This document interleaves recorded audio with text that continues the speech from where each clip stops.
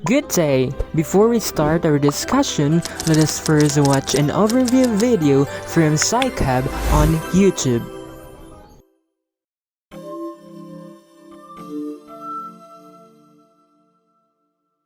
I took medication when I was a kid.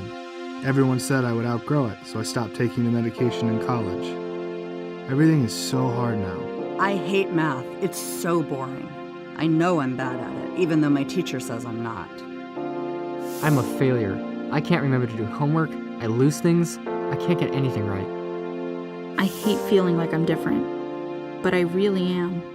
Work seems like it's easy for everyone else.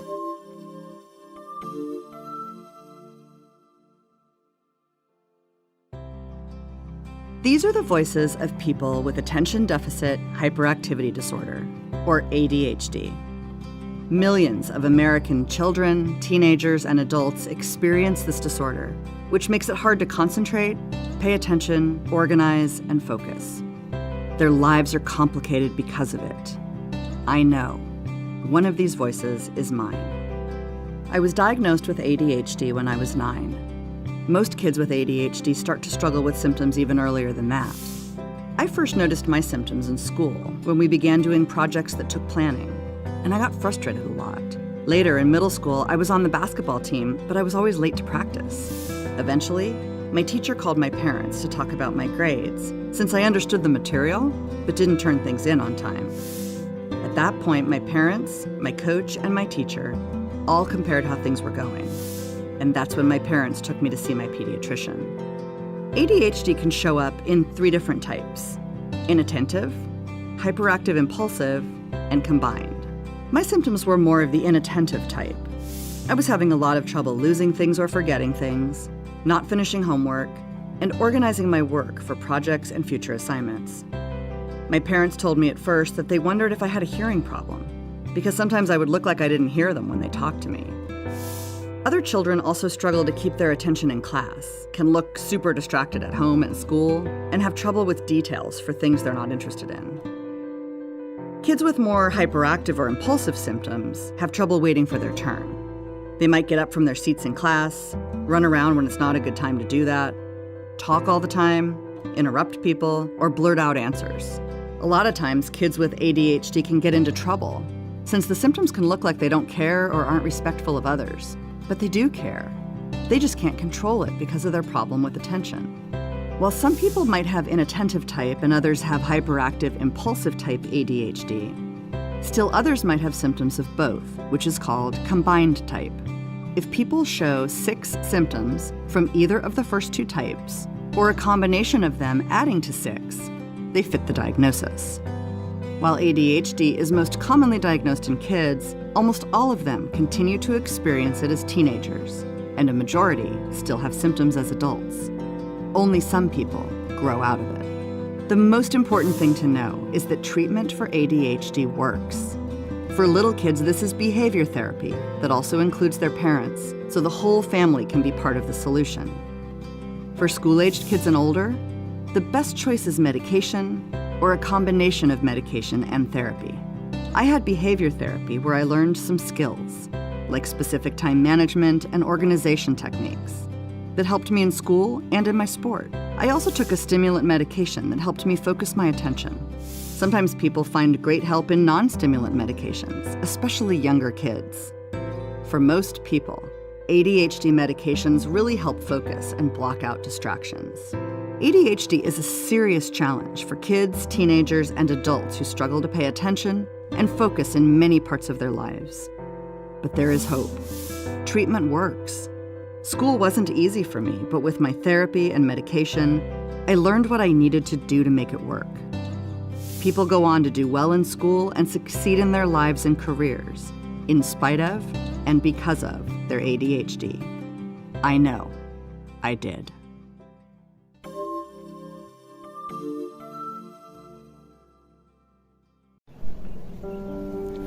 Good day, everyone. I am NIÑO Marcneil Andan. Learners with exceptionalities are those persons who are different in some way from the normal or average. These include those with special needs related to cognitive abilities, behavior, social functioning, physical or sensory impairments, emotional disturbances, and giftedness. Children who cannot process directly information or remember. All these kinds of disabilities, mental, emotional, and physical disabilities, needs deeper understanding. That is why, today, we are going to tackle one of those exceptionalities called ADHD, or the Attention Deficit and Attention Deficit Hyperactivity Disorder. So what is ADHD? ADHD is a developmental neuropsychiatric disorder that affects the executive system of the brain, which makes it difficult for young learners and young adults to have focus and attention and to control offhand behaviors. Young learners and young adults may always be in trouble and almost restlessly active. In simple terms, a person with ADHD has differences in brain development and brain activity that affect attention, the ability to sit still, and self-control. ADHD can affect a learner or a young adult at school, at home, and in any relationships. So what causes ADHD? Researchers at the National Institute of Mental Health, or the NIMH, and the National Institutes of Health, NIH, and across the country have studied the causes of ADHD. Current research suggests ADHD may be caused by interactions between genes and environmental or non-genetic factors, like many other illnesses. The following are the factors that may contribute to ADHD, such as: first, genes. There's strong evidence that ADHD is mostly inherited. Many kids who have ADHD have a parent or relative with it. Second, cigarette smoking, alcohol use, or drug use during pregnancy. Third, exposure to environmental toxins such as high levels of lead. At a young age, they may affect a child's brain development. Fourth, low birth weight. And lastly, brain injuries. According to a research, we should note that ADHD is not caused by too much screen time, poor parenting, or eating too much sugar. Symptoms. What are the symptoms of having ADHD? So students with ADHD or young adults with ADHD show an ongoing pattern of 3 different types of symptoms: inattentiveness, hyperactivity, and third, impulsivity. Difficulty paying attention or those inattentive. A child with ADHD or inattentive is easily distracted, doesn't follow directions or finish tasks, doesn't seem to be listening, doesn't pay attention and makes careless mistakes, forgets about daily activities, has problems organizing daily tasks, doesn't like to do things that require sitting still, often loses things, and lastly, tends to daydream. Being overactive or hyperactivity and acting without thinking or impulsivity. Hyperactive or impulsive child often squirms, fidgets, or bounces when sitting, doesn't stay seated, has trouble playing quietly, is always moving, such as running or climbing on things. In teens and adults, this is more often described as restlessness. Talks excessively, is always on the go as if driven by motor, has trouble waiting for their turn, blurts out answers, and interrupts others. Sometimes, parents and teachers notice signs of ADHD when a child is very young. But it's normal for little kids to be distracted, restless, impatient, or impulsive. These things don't always mean that a child has ADHD. Attention, activity, and self-control develop little by little as children grow. Kids learn these skills with help from parents and teachers. But some kids don't get much better at paying attention, settling down, listening, or waiting. When these things continue and begin to cause problems at school, home, and with friends, then it may be ADHD. Education and training.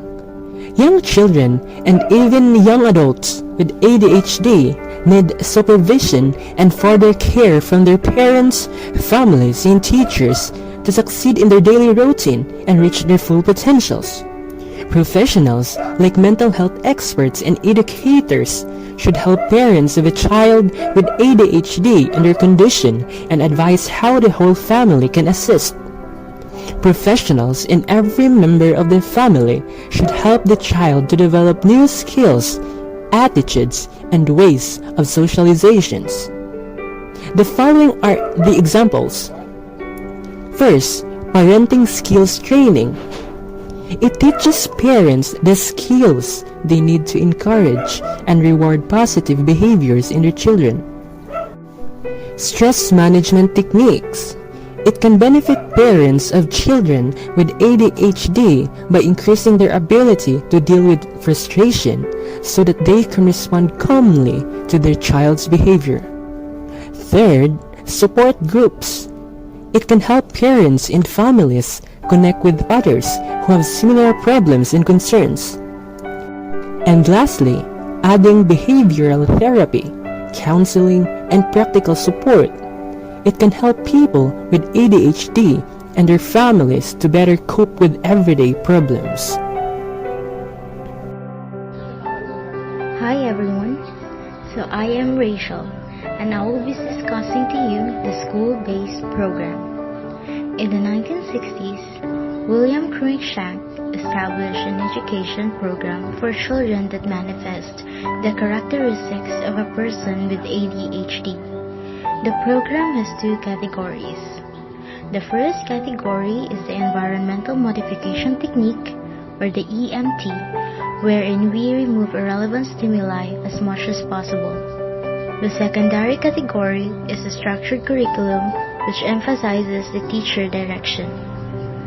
For the first category, which is the Environmental Modification Technique, environmental modifications are preventive, whole-class approach that may decrease chronic behavioral problems for students who are at risk and allow children with minimal or no problem behavior to access learning without interruption. That is according to Giardina et al. 2010. This is the changing of some aspects in the learning environment to fit to the needs of the child. 1. Arrange the seats in rows or in U-shape facing the teacher rather than round table. 2. Assign a space for group activities. 3. Have the child sit in front of or near the teacher's desk. 4. Seat the child away from the door, window, and other distractions. 5. Create a quiet area free of distractions for test-taking and quiet study. 6. Assign a specific cubicle or have the child face a blank wall if necessary. 7. Provide an individual shelf or storage space to help the child organize his things. 8. Explain and outline the rules, limits, and expectations. Post them on the board. And lastly, color code materials for each subject. The second category, which is the structured curriculum, the teacher has to make significant adjustments in the rules, procedures, and expectations to shelter the particular needs of a student with ADHD. If the student cannot pick up in the way the teacher teaches, the teacher must vary the teaching pedagogies. It is perfectly normal for children with ADHD not to be engaged in a curriculum that is not interesting or challenging. The performance and motivation of a person with ADHD are shaped by three major factors: this degree of interest in the activity, the difficulty of the activity, and the duration of the task. These people will have significant difficulty with tasks that require organization, planning, inhibition, self-monitoring, and evaluation. Avoid the intensity of worksheets, independent work, long-term assignments, extended silent reading, and multi-step tasks, but instead, give active associations of lively activities that will surely motivate and excite the students. The child with ADHD will respond more positively to a curriculum that allows him choices and options. He will also be more likely to participate actively in tasks when there is a degree of creativity and novelty. Good afternoon, this is Raven ALENTON. Behavior, contract, and positive reinforcement. Another good and helpful strategy for classroom management is the use of a behavior contract, and with incentives for positive work and attitudes. Through these techniques, the child can see that there is a positive benefit for behaving properly and for finishing one's work. A behavior contract can help your child improve her monitoring skills. For example, if your child has trouble remembering to raise her hand in class, the contract may include a goal that she called out less than 3 times a day. This can help the teacher assess if the child's attention is still in class, such as those child with inattentiveness. Another is functional behavioral assessment. In this strategy, the child is trained to reflect what causes his inappropriate behavior. The child needs to determine also when the inappropriate behavior usually occurs. Then, he will predict the possible consequences of his undesired behavior. The teacher will identify first the undesired behavior and what causes it. She will provide an intervention to replace the undesired behavior. For example, Aaron has strong math skills, but when the class gets a word problem, he gets angry and argues with the teacher. The behavior continues and the teacher doesn't know what to do. The school does functional behavioral assessment and learns that Aaron has trouble working on word problems. That's why he's acting out to avoid this stressful math situation. Contingency-based self-management. This approach allows the child to monitor his own behavior. If the child is able to maintain the good behavior, he will be given a reward based on the appropriate behavior shown. Appropriate descriptive praise whenever you give him or her the points or chips they have earned for good behavior. Do not give the chips or points away before the child has done the target behavior. Points or chips are only given once the required behavior has been done. Self-monitoring. This is a self-management technique that is a combination of functional behavioral assessment and contingency-based self-management techniques. The student monitors his disruptive behavior, records it, and analyzes why the behavior occurs and what are the possible consequences of his actions.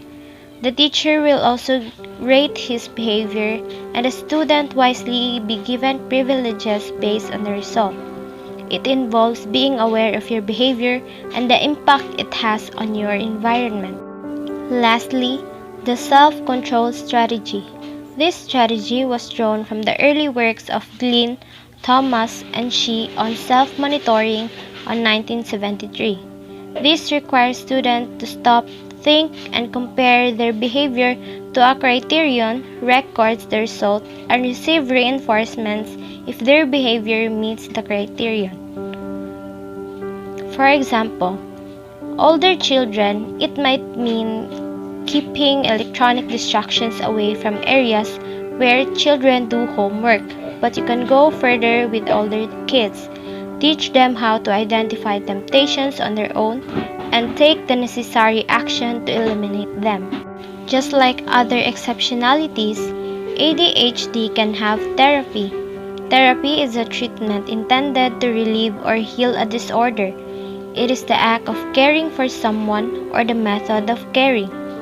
The primary goal of treatment is to minimize the impact of ADHD symptoms on patient function while maximizing the patient's ability to compensate or cope with any remaining difficulties. These treatments focus on changing behavior. Special education helps a child learn at school. Having structure and a routine can help children with ADHD a lot.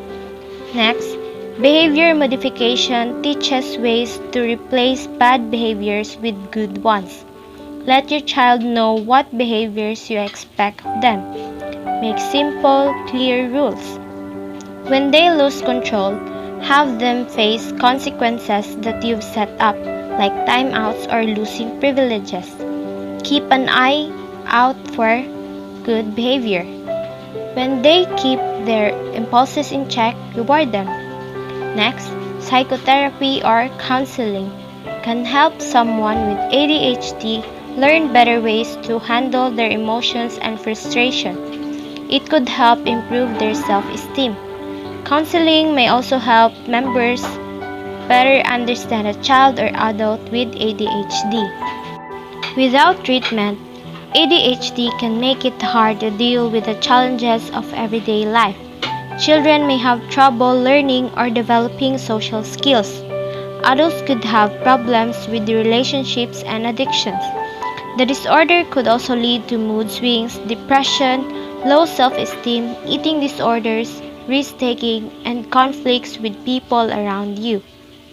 But many people who have ADHD live happy, full lives because treatment helps. That's all. Thank you for watching.